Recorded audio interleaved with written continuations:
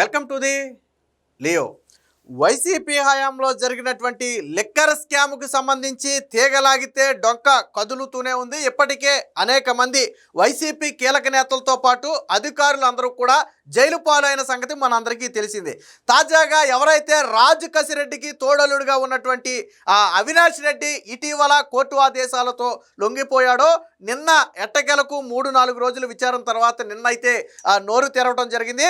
So ఒక విషయం అయితే స్పష్టంగా చెప్పాడు. నిన్న అవినాష్ రెడ్డి చెప్పింది ఏంటంటే, ముంబై హవాలా వ్యాపారి అయినటువంటి అనిల్ చోక్రా ద్వారా జరిగిన హవాలా సొమ్మంతా కూడా నాటి వైసీపీ పెద్దలే తీసుకున్నారు, ఇందులో నాకు ఎటువంటి సంబంధం లేదు అని కొండ బద్దలు కొట్టినట్టు తేల్చారు. అయితే ఎవరా వైసీపీ పెద్దలన్న ప్రశ్నకు మాత్రం అవినాష్ రెడ్డి సమాధానం చెప్పలా. సో అంతిమంగా ఫలానా వ్యక్తి అని నేను చెప్పలేను, కానీ ఆ సొమ్మంతా కూడా నాటి వైసీపీ పెద్దలే తీసుకున్నారు, అది మాత్రమే నేను చెప్పగలను. వాస్తవానికి ఈ కేసులో నేను మొదట్లోనే తప్పుకున్నాను, నాకు దీనికి ఎటువంటి సంబంధం లేదు. మొత్తం కర్త కర్మ క్రియగా మొత్తం నడిపినటువంటి వ్యక్తి రాజు కసిరెడ్డి. సో ఇందులో ఏదైనా పాపం పుణ్యం రెండూ కూడా రాజు కసిరెడ్డికే తెలుసు తప్ప నాకు మాత్రం తెలియదని చెప్పి చెప్పడం జరిగింది. మరి పోలీసులు కూడా అడిగారు, నీకేమీ తెలియనప్పుడు నువ్వెందుకు దేశం వదిలి పారిపోయావు అంటే, దానికి కూడా రాజు కసిరెడ్డే తనను దేశం వదిలి పారిపోవాలని సూచించినట్టుగా నిన్న అవినాష్ రెడ్డి అయితే ఒప్పుకోవడం జరిగింది. సో ఇవన్నీ కూడా సిట్ అధికారులు అయితే స్టేట్మెంట్ అయితే రికార్డ్ చేయడం జరిగింది. సో మొత్తంగా ఒక విషయం అయితే బట్టబయలయ్యింది. హవాలా సొమ్ము ఏదైతే 3,500 కోట్ల రూపాయల స్కామ్ అని మనం మాట్లాడుతున్నామో, ఈ మొత్తాన్ని హవాలా మార్గంలో తరలించారో అది మొత్తం కూడా నాటి వైసీపీ పెద్దలకే చేరింది. ఆ వైసీపీ పెద్దలంటే ఎవరు? జగన్మోహన్ రెడ్డి అనుకోవాలా, లేదా మిథున్ రెడ్డి అనుకోవాలా, చెవిరెడ్డి భాస్కర్ రెడ్డి అనుకోవాలా, లేదా ఇంకా ఈ కేసులో ఇన్వాల్వ్ అయినటువంటి ఇంకా థర్డ్ పర్సన్స్ ఏమైనా ఇప్పటి వరకు వెలుగులోకి రాని వ్యక్తులు ఎవరైనా ఉన్నారా? సో ఇప్పుడు దీని మీద ఆ చర్చ అయితే నడుస్తుంది. సో మొత్తంగా ఒక విషయం మాత్రం స్పష్టంగా అర్థమవుతుంది. సో హవాలా మార్గం ద్వారా సొమ్ము దేశం దాటి వెళ్ళిన మాట వాస్తవం, దానిలో వైసీపీ పెద్దల హస్తం ఉన్నమాట వాస్తవం, అన్నిటికీ మించి లిక్కర్ స్కామ్ జరిగిందనేది వాస్తవం. స్వయంగా అవినాష్ రెడ్డి ఒప్పుకున్నాడు, స్కామ్ 100% జరిగిందని చెప్పి అవినాష్ రెడ్డి ఒప్పుకున్నాడు. విషయం ఏంటంటే, అవినాష్ రెడ్డి చెప్పింది ఏంటంటే, నేను నా సోదరుడు బేసిక్గా మేము హైదరాబాద్లో లిక్కర్ వ్యాపారం చేసుకునే వాళ్ళం.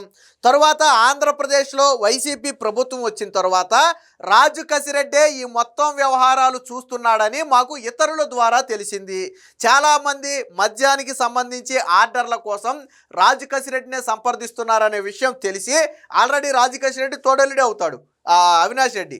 సో విషయం తెలిసి మేమేం చేసామంటే, రాజు కసిరెడ్డిని వెళ్ళి అడిగాం, మేము కూడా ఒక కంపెనీ పెడతాము, ఆ కంపెనీకి ఆర్డర్లు ఇస్తాను అంటే నేను ఒక కంపెనీ ఏర్పాటు చేసుకుంటానని చెప్పి రాజు కసిరెడ్డిని అడిగితే, రాజు కసిరెడ్డి అందుకు అంగీకరిస్తే ఆదాన్ అనే ఒక కంపెనీని ఏర్పాటు చేశారు. సో ఈ ఆదాన్ అనే కంపెనీలో అవినాష్ రెడ్డి పెట్టుబడి అంతా కేవలం ₹1,00,000 మాత్రమే. కానీ 60 కోట్లు పెట్టుబడి పెట్టిన వ్యక్తి ఎవరు? విజయసాయిరెడ్డికి బంధువు అయినటువంటి శరత్ చంద్రారెడ్డి. సో ఆయన ఇందులో 60 కోట్ల రూపాయలు పెట్టుబడి పెట్టాడు.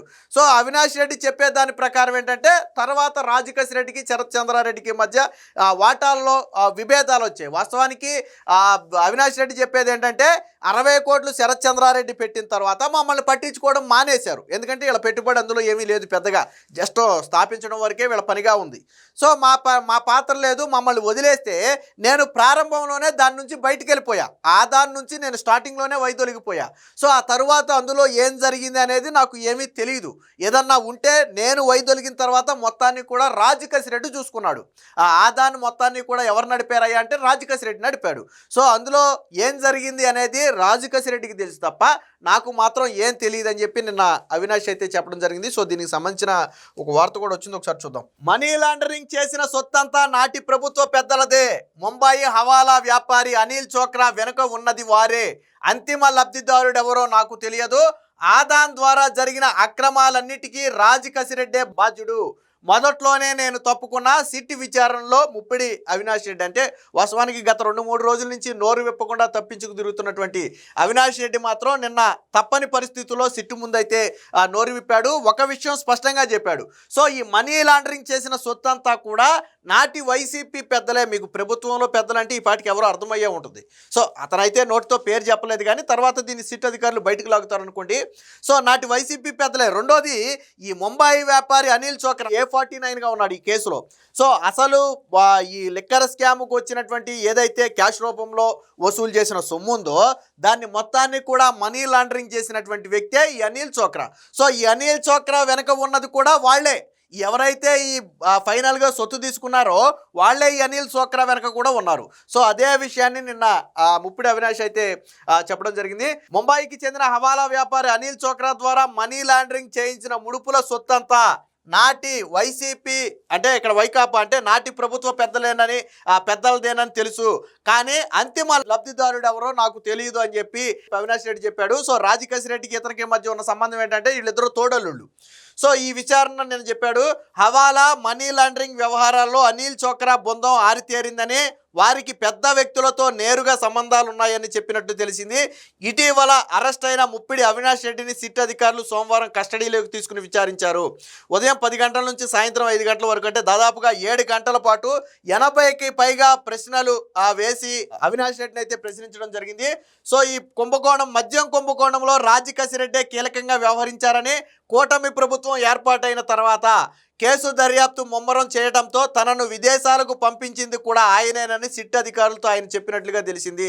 సో ఇదే మాట సుప్రీంకోర్టు కూడా చెప్పింది. సుప్రీంకోర్టు కూడా ఏం చెప్పింది, రాజకేశ్ రెడ్డి నాకు బెయిల్ ఇమ్మని చెప్పి సుప్రీంకోర్టులో పిటిషన్ వేస్తే ఎవరని చెప్పింది. ఎవరని చెప్పటమే కాకుండా ముందు మీరు పారిపోమ్మని పంపించిన అవినాష్ రెడ్డిని రాష్ట్రానికి తీసుకురండి, లొంగిపోమ్మనండి, అప్పుడు మీ బెయిల్ అంశాన్ని పరిశీలిద్దాం. ఎందుకంటే ఆ అవినాష్ రెడ్డిని దేశం దాటి పారిపోయేలా చేసింది రాజకేశ్ రెడ్డే కాబట్టి ఆయనే తిరిగి తీసుకురావాలని చెప్పి రాజకేశ్ రెడ్డి లాయర్కి గతంలోనే హైకోర్టు వార్నింగ్ ఇచ్చింది.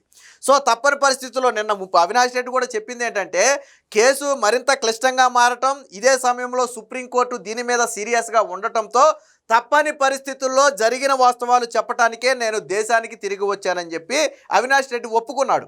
అవినాష్ రెడ్డిని పారిపోమని చెప్పింది కూడా రాజకేశ్ రెడ్డి. ఈ విషయాన్ని కూడా నిన్న స్వయంగా సిట్ అధికారుల ముందు రాజకేశ్ రెడ్డి అయితే ఒప్పుకున్నాడు. సో వాటాల విషయంలో రాజకేశ్ రెడ్డికి శరత్ చంద్రారెడ్డికి మధ్య గొడవ వచ్చిందని చెప్పి చెప్తున్నారు. నేను నా సోదరుడు ముప్పుడి అనిరుద్ రెడ్డి కలిసి హైదరాబాద్లో మద్యం వ్యాపారం నడిపేవాళ్ళం.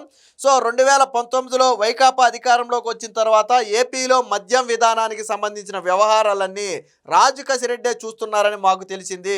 సో మద్యం సరఫరా ఆర్డర్ల కోసం పలువురు ఆయన్నే కలుస్తున్నారని తెలియడంతో వీళ్ళు వెళ్ళి కలిసినట్టుగా చెప్పారు. దీని కంటిన్యూషన్ ఉంది, ఒకసారి చూద్దాం. దీంతో నేను ఓ సంస్థ ఏర్పాటు చేస్తానని ఆర్డర్లు ఇవ్వాలని రాజకేశ్ రెడ్డిని కోరా. ఆయన అంగీకరించడంతో ఆదాన్ డిస్టిలరీ ఏర్పాటు చేశాం. అందులో ₹1,00,000 పెట్టుబడి పెట్టా. నా సోదరుడు అనిరుద్ రెడ్డి డైరెక్టర్గా ఉన్నాడు.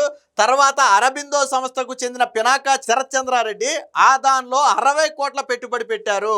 ఎస్పీవై డిస్టిలరీస్ సహా పలు డిస్టిలరీలను సబ్లీజుకు తీసుకుని పలు బ్రాండ్లు తయారు చేసి ఏపీఎస్బీసీఎల్కు అమ్మేవాళ్ళం. భారీగా ఆర్డర్లు కూడా వచ్చేవి. కొన్నాళ్ల తర్వాత ఈ వాటాల వ్యవహారంలో శరత్ చంద్రారెడ్డి రాజకేశ్ రెడ్డి మధ్య పెద్ద గొడవ జరిగింది. రాజకేశ్ రెడ్డి నన్ను లెక్క చేయడమే మానేశారు. మేము ఆదాన్ వ్యవహారాల నుంచి పూర్తిగా తప్పుకున్నాం. అప్పటి నుంచి అన్ని రాజకేశ్ రెడ్డి చూసుకున్నారు. అందులో ఏవైనా అక్రమాలు జరుగుంటే ఆయన మాత్రమే బాధ్యుడు, నాకైతే ఏమీ సంబంధం లేదని చెప్పి చెప్పడం జరిగింది. సో నేను రాజకేశ్ రెడ్డి దగ్గరికి వెళ్ళిన మాట వాస్తవం. ఆదాన్ అనే ఒక సంస్థను ఏర్పాటు చేసి దాని ద్వారా స్టార్టింగ్లో లిక్కర్ని అమ్మిన మాట వాస్తవం. కానీ తరువాత వారిద్దరికీ మధ్య వచ్చినటువంటి గొడవలో మమ్మల్ని లెక్క చేయటం లేదని చెప్పి ఇక్కడుంటే మేము నష్టపోతామని తెలిసే నేను ఆదాన్ నుంచి స్టార్టింగ్లోనే వైదొలిగాను. నేను తప్పుకున్న తర్వాత ఆదాన్ మొత్తాన్ని టేక్ ఓవర్ చేసి నడిపినటువంటి వ్యక్తి రాజకేశ్ రెడ్డి. సో ఆ తర్వాత జరిగినటువంటి అక్రమాలు ఏవైనా ఉంటే దానికి రాజకేశ్ రెడ్డే బాధ్యుడు తప్ప నేను మాత్రం బాధ్యుడిని కాదని చెప్పి చెప్పినట్టుగా తెలుస్తుంది. సో నాటి ప్రభుత్వ పెద్దలే రాజకేశ్ రెడ్డితో చేయించారేమో నాకైతే తెలియదు అని చెప్పి ఇక్కడ ఒక విషయం చెప్పాడు. అసలు రాజకేశ్ రెడ్డికి ఏంత అవసరం ఇలాగా కంపెనీలు ఏర్పాటు చేసి హవాలా మార్గంలో నడిపి ఎందుకు ఇంత రాజకేశ్ రెడ్డికి అవసరం అంటే నిన్న అవినాష్ రెడ్డి చెప్పింది ఏంటంటే ఏమో ప్రభుత్వ పెద్దలే రాజకేశ్ రెడ్డితో చేయించారేమో, ఎవరో ఒకరితో చేయించాలి కాబట్టి రాజకేశ్ రెడ్డిని ఎంచుకున్నారేమో, నాకైతే తెలియదని చెప్పి చెప్పడం జరిగింది. మనీ లాండరింగ్లో నా పాత్ర ఏమీ లేదు. ప్యాకేజింగ్, లాజిస్టిక్స్ సహా ఇతర కార్యకలాపాలు అందిస్తామనే ముసుగులో డొల్ల కంపెనీలు ఏర్పాటు చేసింది. వాటి నుంచి ఎలాంటి సరుకులు కొనకుండానే సేవలు పొందకుండానే కొన్నట్లు నకిలీ ఇన్వాయిస్లు సృష్టించి ముడుపులు సొత్తు మళ్లించుకున్నది రాజకేశ్ రెడ్డి. ఈ అక్రమాల గుట్టు బయటకు రాకుండా నకిలీ ఇన్వాయిస్ ఫైల్స్ను, పేమెంట్ రికార్డులను ఎప్పటికప్పుడు తొలగిస్తూ ఆడిట్ ట్రయల్స్ ధ్వంసం చేసింది కూడా వారే. అంతకు మించి నాకేం తెలియదు. రాజకేశ్ రెడ్డి నాడి ప్రభుత్వ పెద్దల తరపునే ఇవన్నీ చేశారనుకుంటా. మద్యం కుంభకోణం కేసు దర్యాప్తు ముమ్మరం కావటం, రాజకేశ్ రెడ్డి నన్ను విదేశాలకు పారిపోవాలని సూచించారు. అయితే సమస్య తీవ్రం అవుతుండటం, సుప్రీంకోర్టు ఆదేశించడంతో తప్పని పరిస్థితుల్లో నేను భారత్కు వచ్చాను తప్ప నాకు తెలిసింది కేవలం ఆదాన్లో స్టార్టింగ్లో నేను పార్ట్నర్గా ఉండటమే తప్ప తర్వాత నాకేమీ తెలియదని చెప్పాడు. మొత్తంగా ఇక్కడ 2-3 విషయాలు స్పష్టమవుతుంది. ఒకటి, అక్రమంగా లిక్కర్ను సరఫరా చేశారు, ఇందులో అవినీతి జరిగిందనేది ఒకటి. మనీ లాండరింగ్ జరిగింది, దాని వెనక ప్రభుత్వ పెద్దలే ఉన్నారు, ఆ సొత్తు కూడా ప్రభుత్వ పెద్దలకే చేరింది అనేది 2. మూడోది, రాజ్ కసిరెడ్డి వెనక ప్రభుత్వ పెద్దలే ఉండి ఈ మొత్తాన్ని కూడా నడిపించారనేది ఇప్పుడు నిన్న అవినాష్ రెడ్డి చెప్తున్నటువంటి మాటలను బట్టి అర్థమవుతుంది. ఏది ఏమైనా మొత్తంగా ఈ లిక్కర్ స్కామ్లో ఎవరా ప్రభుత్వ పెద్దలు అనేది ఇప్పుడు క్వశ్చన్ మార్కు. ప్రభుత్వ పెద్దలకే చేరింది అని మాత్రం చెప్పాడు కానీ ఎవరు అనేది చెప్పాల.